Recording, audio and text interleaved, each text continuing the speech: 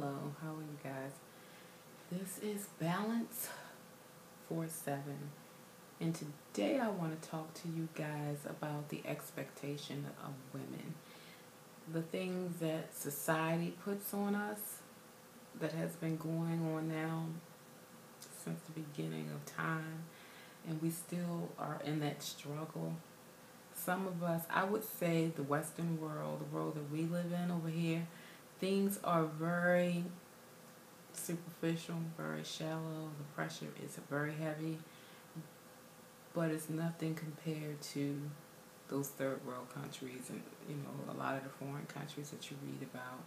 And they're still stoning women who commit adultery, which is something that's very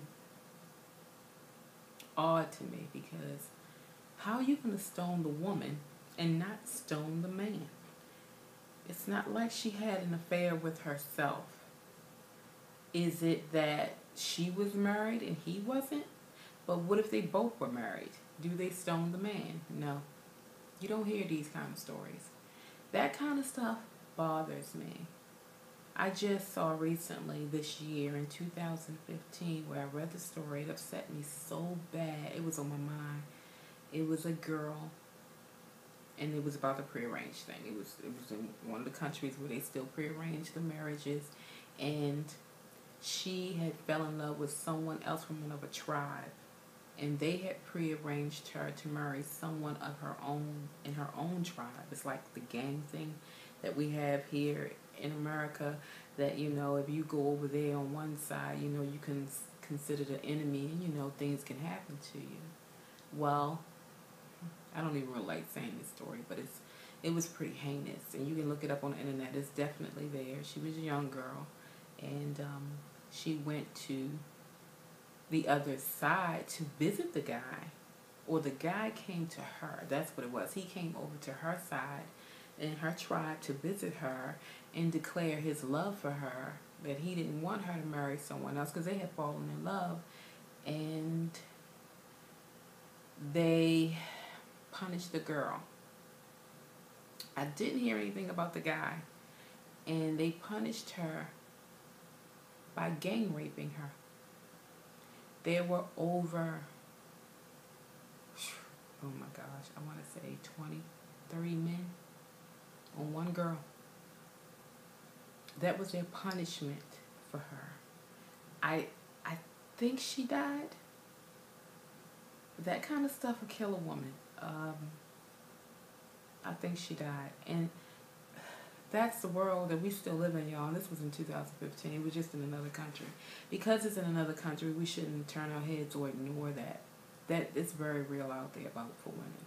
And over here, in the world that we're more familiar with over here in the United States, it's a very shallow world. All women want to look good. All women want to feel good. But we shouldn't have to have the pressure of, if we don't do a certain thing, we cannot have, or we won't have. We have been programmed to believe that if we don't do certain things, it's just not going to happen. Like I said, the whole submission thing. Things you will do and things you won't do in your relationship to keep your significant other. I mean, I understand compromising, and I understand that fully, but you really have to meet me halfway. It's some things that I would like for you to do, and whether you're uncomfortable with it or not, you should be able to do it if I'm doing the same. Now, if it's going to make you really uncomfortable, I understand it. If it's really going to make me really uncomfortable, you should understand that as well.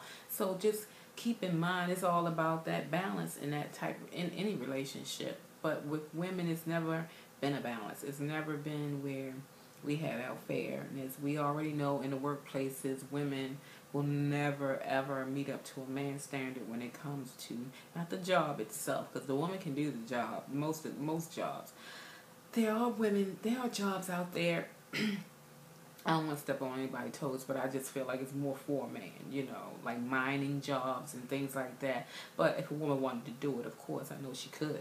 I don't think that she should, but I mean, whatever she feels she can do, she should be able to do and be allowed to. But that's just the thing. She's not allowed to. They're very restricting on us, and if they do allow us to do it, our pays will never meet up to their pay. I mean, women have to go in places with degrees that men can go in with no degree and get there, and they can climb the ladder a lot higher than us. Ours is more of a struggle. We all know that. And then there are women of power, but we don't look up to those women of power due to the fact that once they got power, they forgot where they were and who they are, and there are other women out there trying to struggle, because some of them have been some of the they can be nasty. I've seen women with authority, and they can be very nasty, and I don't deal with women like that. If I, at all costs, if I can avoid it, I will. I don't like women with too much, they think it's some kind of power. That's not power. I'm sorry. It's, I think everybody should learn how to be humble. Always be appreciative, because the very thing that got you there can get taken away from you. They say God giveth and God taketh away, and I believe that's a learning lesson with a lot of people. You work hard all your life and get something, and they're gonna be swiped out from under you. So it's that balance that, once again, we just constantly looking for. I know I am. Like I said, I can't speak for no one else, and that's why I chose to do what I'm doing, just to share just about the balances and the imbalances of life. It's just, life is not fair, but don't let nobody tell you that it is. I think we set our little girls up for that type failure. I think we set our kids up in general for that type failure. Like, we want the balance so much that we pretend that it's there. You know how we reward our kids when they do well, and they have this perception that once they get out there in the world and they do well, then they're going to be rewarded for it, and that's not always the case. So, and that's a process, especially when you're used to that, especially if you grew up in a household like with my kids. When they do well, we reward them. We felt like they deserved it. You did very well.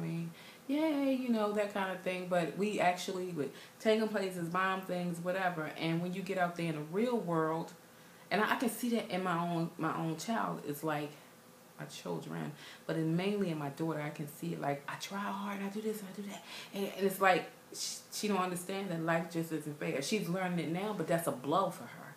She feels like she did something wrong, and that's why things aren't going her way. It has nothing to do with it. It's just life doesn't have that balance yet. It hasn't balanced itself out. I think if it balanced out completely and everything could even out, I think that would be the second coming. I'm trying to tell you. I think in a day now, we're going to look up and we're going to see Jesus come down with the angels, as the Bible says. So, in all honesty, I don't think we're ever going to see the full balance, but I do look for it in my own life. I can't say it will always balance out for everyone, but I genuinely see it and I feel it sometimes. I see karma happens every now and then. I see these kind of things. Even with women, I definitely see it. But there's always a double standard when it comes to women, the expectation of the double standard. And we have almost accepted it as though, because it's been a fight for us, we just given up. It's almost like we're like, okay, it's just the way it is. We really just accept it. And we will accept it in such a way that we will instill in other women. And it's not fair to none of us. And we should never, ever degrade another woman like that. If you feel as though life has not been everything to you, then do whatever you can to help the next woman understand that life isn't fair, but she don't have to settle either. Let her get in that fight, but the good fight, not the bad fight. Don't settle. Like I said, women today, we're doing everything to. We don't want to get old. No one wants to grow old, guys. Let me tell you, you don't know nobody this old will tell you that, I just couldn't wait till I got here. It's just so it's like we gonna grow old. And like I said, that's just a part of that. That has no, how they say life has no guarantees. That is a guarantee. You either gonna grow old and you're gonna die. They used to say death and taxes was the only guarantees in life. Taxes is not even guaranteed, from my understanding, because I heard there's certain people that don't have to pay taxes. So that's even off the table now. So I look at it as death and growing old. Those are absolute guarantees. There's no one going to stay young forever unless they just die young. And even there's other people out there that's going to grow old. So it's a guarantee. So those are the only things. And I understand that, youth is pretty. You know, your skin is smooth, everything is tight, everything is in place, and you know, you got more energy, and it feels like the best part of life. But they make it seem like growing old is just you're dying, and that's not the case, because I've seen plenty of people live their lives to the fullest, and they loved it, they enjoyed it, they didn't complain about getting older, because it just wasn't nothing to complain about, you know. And they grew, and I noticed those type people grew old gracefully. You could never really tell how old they was, because they was so full of life. They didn't let life beat them down. They went in and took life, you know, with them. They like, let's embrace this thing. It is what it is, and that's what us women, we need to do, and stop putting so much pressure on ourselves to look a certain way and do a certain thing. Weight, oh my gosh, weight in women, and I'm one of them. I'm guilty of it, you guys. Like I said, I'm in the search of, I want better for myself, and I don't want to instill that. I want you to embrace who you are. I understand, speaking from my own perspective when it comes to weight, that when I gain weight like such, you know, I have it on me right now and I can't stand it. But when it's on me, you know, I'm very uncomfortable within my skin. I'm not, you know, I'm not confident. And when a person isn't confident, it doesn't come off.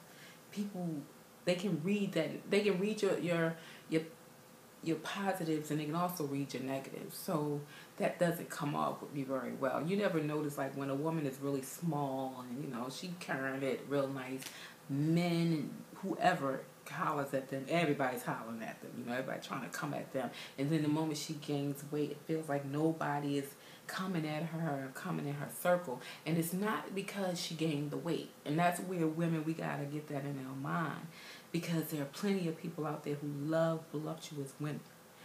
What it is that we put up that wall mentally, and they can read it. It's like she's not even comfortable. So if she's not comfortable, I'm not going to be comfortable. And that's a true fact, because I have seen women with weight on them. And I'm talking about some heavy set women. And these women can go places and shut the place down. They can go in there with their smiles, their outfits, they are sharp, their confidence is off the charts, and everybody in there might get drinks for free. And I've seen it. And I can see some of the most gorgeous, so-called gorgeous or whatever. They're all gorgeous, but we're just talking about body frame. They're small. These women, they sharp, but their confidence ain't nowhere. Go in there and they just look like sad puppies. And it's really a confident thing, and we don't teach women that. We program them the other way, and then once you get them on that side, they're kind of stuck. And I'm one of them. I've lived in the shallow life my whole life. I grew up in the having baby era, and I also grew up in the light skin, dark skin era. And let me enlighten you, my family is like that. Meaning that, I have a very fair colored family. My mom is half white, half black. So a lot of her kids came out with the hair, and they came out with the complexion and all that type thing. And they had kids, and it's like this whole thing. And it's dark, light, brown. It's all sorts of colors in our family. But back in the 80s, that light skin thing, and I heard it's still around. It was really heavy. It was like really, really heavy, and I couldn't stand it. I fell on the lighter side of things and could not stand it. I did not understand the division. Why would we do that amongst each other, and especially with the females? It was just crazy. I see girls, like the real high yellow girls, God knows don't have pretty hair and light eyes. Damn near looking what they would call white. I don't know. They're still black females. But, these guys would just go crazy. And then you could have this gorgeous dark-skinned girl, body, face, hair, eyes, mouth, the whole 9 yards. And they didn't really pay her no mind. I saw her. And I always said this, if I was a man, I'd be all over dark women. Because that's where I learned my makeup skills. I learned my mannerisms. I learned everything mainly from the darker blacks. I find them the most attractive people. And it hurts me to my heart still when I see that that's still very prevalent. It is so heartbreaking to see that. And it's so bad amongst girls. Guys isn't that bad. That's the expectation. It's almost like, it's just meant for us to be this way, and it's not fair. It's really not. No one can help that they're dark, but you're making it seem like being dark is a bad thing. So that's why they feel like that. I can't help this. And then you hate me for it. Just like, back in, I guess, slavery days or, the civil rights days, we couldn't help that we were African Americans. What the hell? We are. So you're going to punish us for something we have no control over? So in turn, we turned on ourselves. And we started hating on ourselves. And I don't understand that about my own people and women. We are the worst because we are quick to not only gossip about each other, we will sleep with someone's man, break up someone's family. It's just insane, and I don't like that. But we really got to learn to heal our children and our sisters and our moms and our aunts and our nieces, and we got to heal that because something has really got to give with the woman's perspective and expectations in life. We are, like I said, we are warriors by default. We're nurturers by default, most of us. So why would you want to beat that down in any kind of way or belittle that in any kind of way to make her feel less of a woman? I always tell people this, even whether it's in a good part of a conversation or I can see where the conversation may be going in a negative way. I'm a woman first. So you're going to respect me as such, because if you don't, we're going to have a problem. Because believe me when I tell you, you don't want me to step too far out there because, just as much as you feel like you know me, it's something on you that I happen to know. So just be mindful of that. We're women. Let us be women. We want to look a certain way, and we are all sorts of women. And I'm not just speaking of the African American culture or women of color in general. I'm talking about women as a whole. Is a very, very unbalanced system out there for us. We are pressured to get bigger lips. We're pressured to get boobs. We're pressured to get bigger butts. We're pressured to keep our waistlines tight even though we're popping out babies. We are pressured not to eat this, not to eat that. And it's very hard when a woman have to go through all that when she just can't be. And some women are just beautiful, just naturally beautiful, but they don't see it. They don't embrace it, all because of what society puts on us. They put this huge expectation on us and tell us one thing, and we start to believe it. And it's been like that for so long, it's very easy to believe. We're the type people that, we instill it in our kids, and we don't even realize we're really doing it. I will even say I'm guilty of that because I had a very bad eating disorder when I grew up. But my daughter, once again, genetically picked it up. So I feel like I put that in her. I put that in. My daughter has never had weight on her, and she still doesn't. Matter of fact, she's smaller now than she ever was. She just consistently keeps her body really tiny, and it looks very good on her, I will say. But at the same time, don't feel like you're pressured to do that. Just do it because you feel comfortable with it. Do it because, this is how I want to be. Don't compare yourself to others. Don't say, I don't want to be like that person. Just keep in mind, you want to be who you be. This is how you operate. Don't let the world tell you that. Don't say, I got to stay slim and trim in my waist to keep my man. Because I don't think your man trying to stay slim and trim his waist to keep you. Believe it. Some of them are very fit. Some of them are fit just naturally, their body types and stuff. Most is very different than women. You got men who are very prone to gain weight as well, but you don't see them out there feeling real bad on themselves, at least not all the time. I think anybody that maybe was one way and now is another way kind of, misses one way. I get that. I totally get that because it's like, I was more in it. Because you remember the energy, you remember the attention, you remember that, and you're trying to get that back. But always keep in mind, women, do this only for you. Don't do that for attention, and don't do it for other people. Because once you start to do things for attention, you're going to keep doing things for attention. And you might be attracting the wrong type of attention. You don't want someone to just want you because they think you're sexy. You want them to want you for your intellect, you know, all the whole package, not just, oh, because I know I can look good. Because I've heard men say out there also, she fine as hell, but her mind ain't right, and they won't mess with you. You know, you gotta have that whole package. But like I said, have that whole package for you. Don't do that for someone else. Because I think once, like I said, once you get yourself right, all sorts of people can be attracted to you. Young, old, short, tall, fat, skinny, everybody. It's not gonna matter who it is. Everybody gonna want you because you just have this popping personality, or however, whatever type of personality draws them in, you'll have, and they can see that, and they can see that you're confident about it. Keeping the confidence up is very, very hard for most of us. I mean, I believe some of the most beautiful women are the most insecure women, because beauty is very, very vain. I heard stories years ago, and believe me, I was like, wow, you know, and it's sometimes we see it in the media. You was like, wow, she can't keep a man, no hope for none of us. But it goes to show it's just society telling us we need to look a certain way to do things, and it's not working. So I say it's really within. It really is. It's not that external surface thing, that superficial thing, but it's okay to take care of yourself. Me, I try to take care of myself all the time because that's the only way I feel better. If I look sloppy or crazy, I'm like, oh gosh, I have my moments.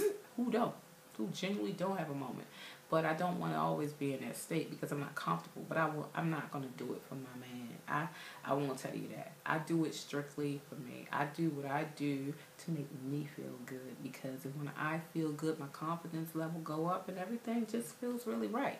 But I'm not going to sit back and say, well, I do all this for my man. So what if my man just decide he don't want to be with me? Then what?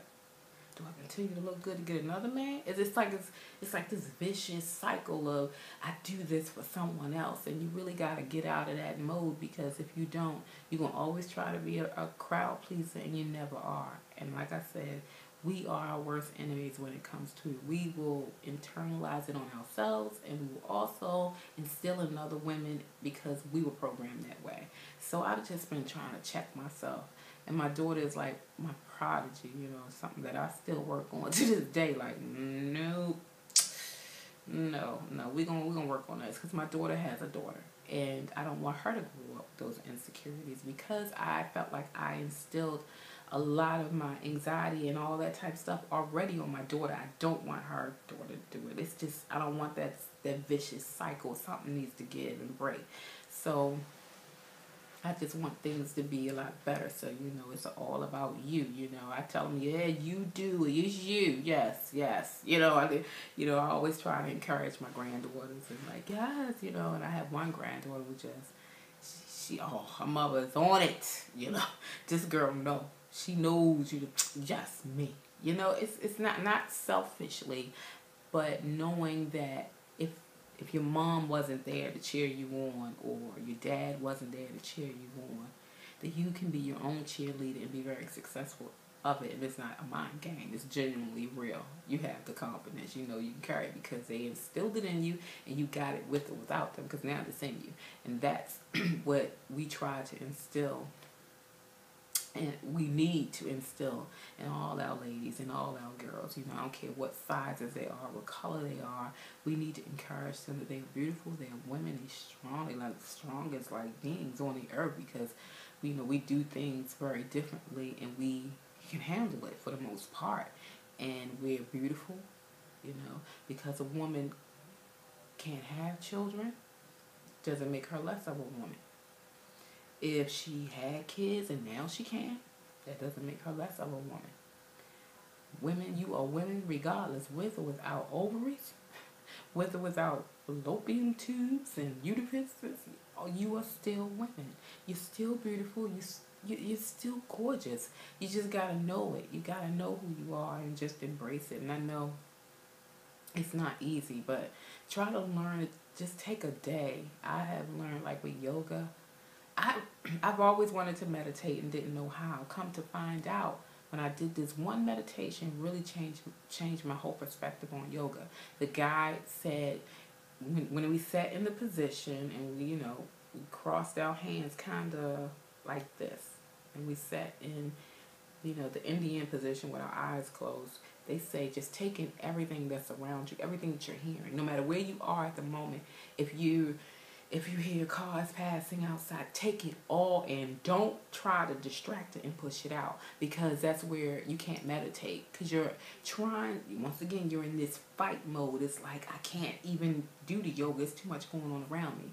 And he said, I need you to just listen to everything. And I'm telling you, when it happened to me, when I took it all in, I literally felt the difference in my whole body. I did not fight it. It was like we're fighting against things, and once we fight against it, it's a negative, because we're fighting.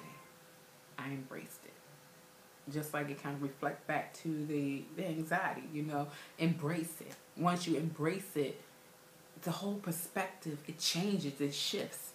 And that's exactly what happened, because for years I could not meditate. I wanted to so bad. I said, I want to meditate. I want to be able to go somewhere, close my eyes, and be like,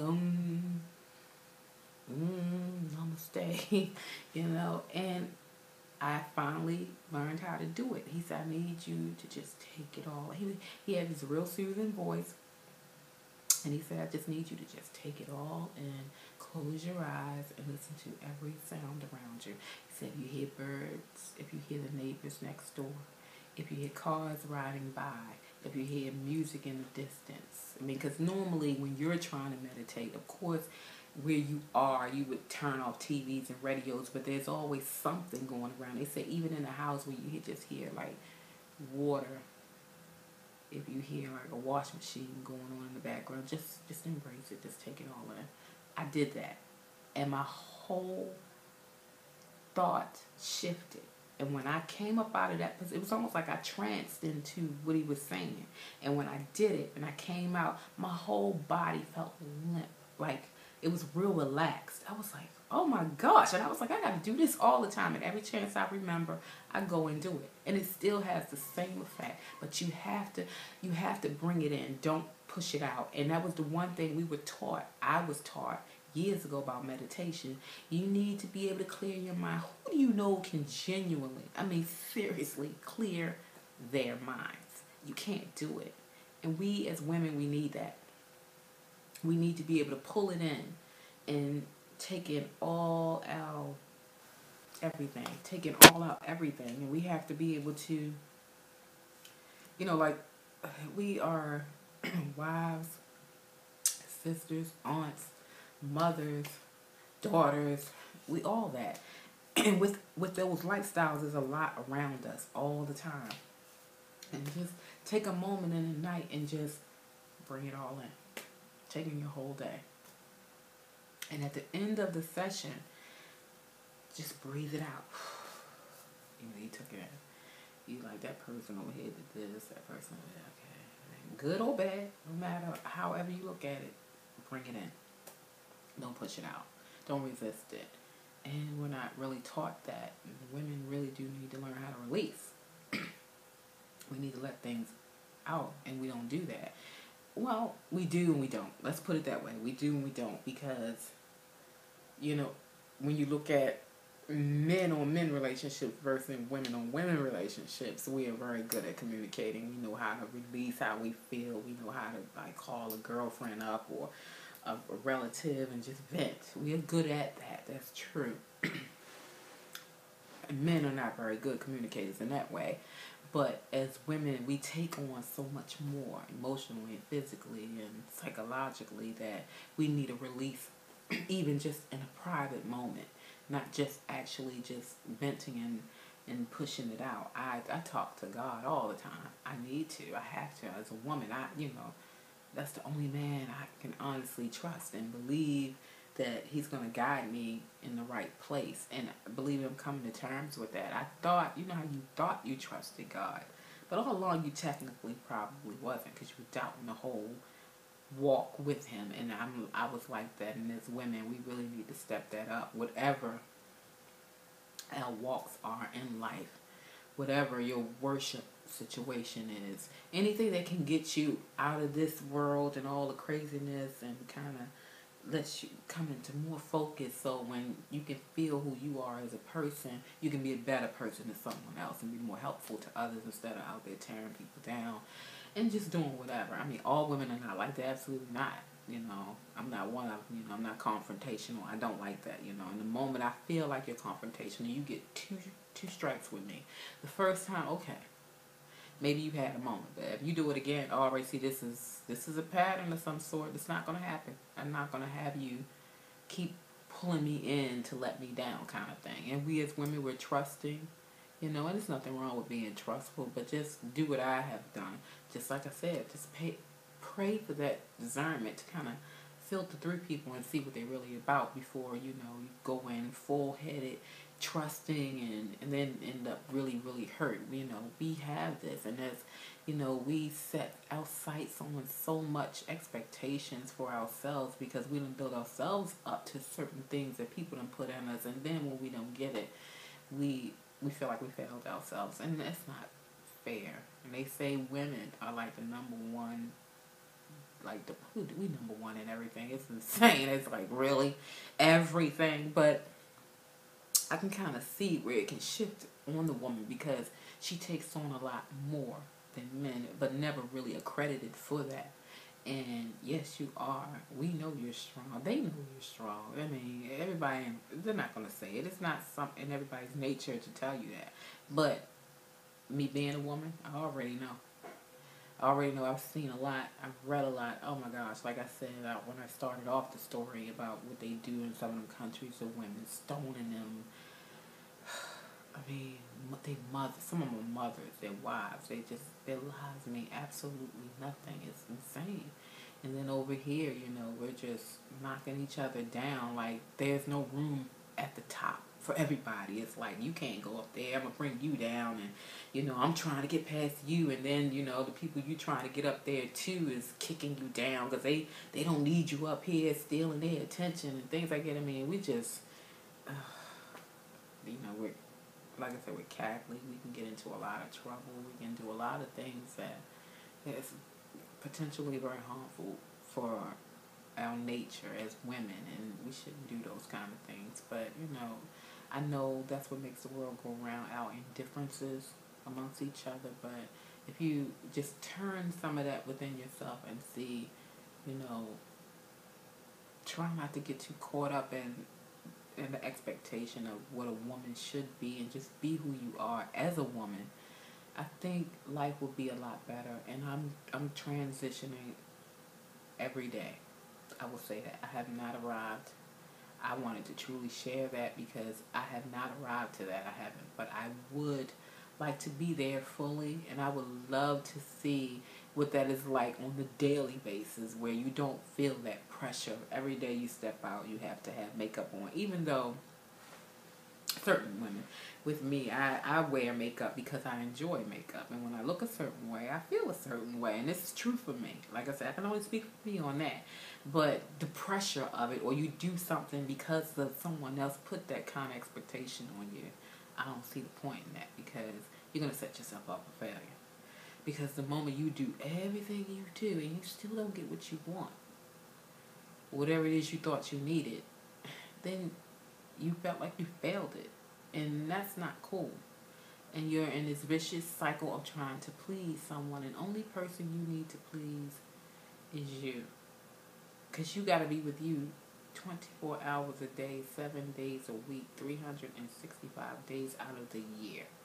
So that's who you really need to be. You need to know when to relax. You need to know when to turn it up. You need to know when to, be with, when you're ready for that significant other. You need to know when you might be ready for kids, when you're ready not to have any more kids, when you're ready to finish school, get a degree, maybe not get that far. I don't know. However, whatever it is that you want, you need to go for it. And I'm talking about in a very respectful way, not something, some people can look at that from both spectrums. They can be like, okay, go out there and get what I want, no matter who you hurt. And that's just the whole purpose of this conversation. If you think it's just, that's okay, but because that's not what I'm about.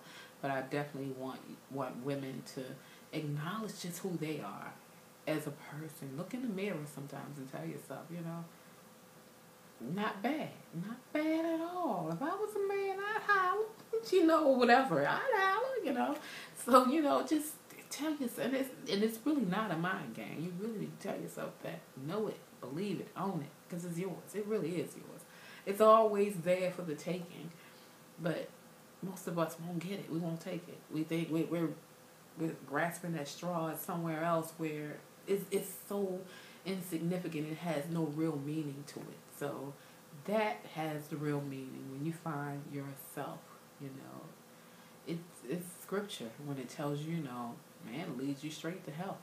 You got to find your way. You got to pray for that. You got to, God give me the understanding of it all. And that means not even following men and being set up the way the world is set up, where, you set yourself up for failure.